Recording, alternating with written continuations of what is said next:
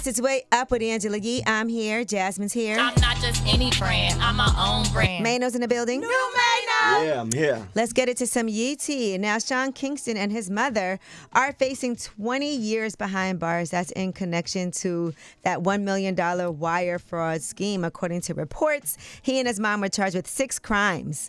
And that is definitely not a light thing. Yeah, that's a lot.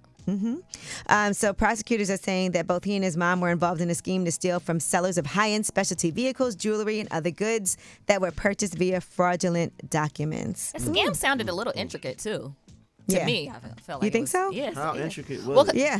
Well, because they were allegedly buying things and then they were selling them. But go ahead. Were you about to say, Angela? No, go ahead. I'm listening. They were selling them, but then I felt like they were going through a bank to sell them or something to get the money I initially. thought they was or getting a something. lot of free stuff and just not giving it back. And not paying for it. Yeah. So they were making payments through, allegedly through banks for the products that never actually went through. So that's how it ended up stacking up to over $1 million. It was like bounce checks and stuff like that, right? Yeah, it's not that intricate. Yeah. I guess we've been bouncing checks since the beginning of time. Yeah.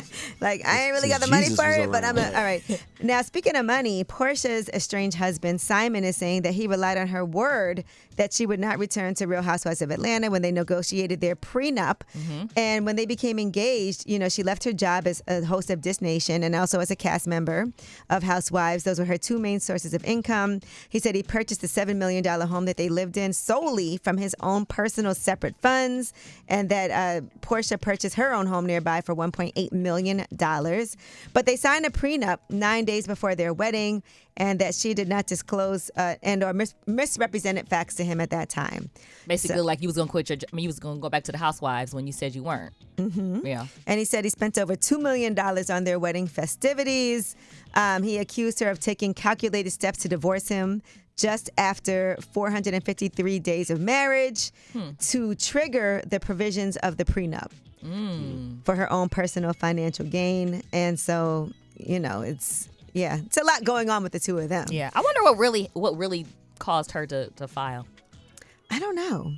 But she stole him from the other guy, right? Not She technically, walked in but the house and like, come took here. her man, right? Basically, right? Listen. I'm sure that's how the other woman feels, Fallon. Right. Yeah, that's how some people would look at it. Because Right. Fallon was introduced to the show through Portia. Wow. But Portia, she's always maintained that they were not really friends. Yeah, they were like cool. But they was Like cool. that. But And you have to come on the show through a friend. Right. Technically, usually you have to say like, So I'm a friend.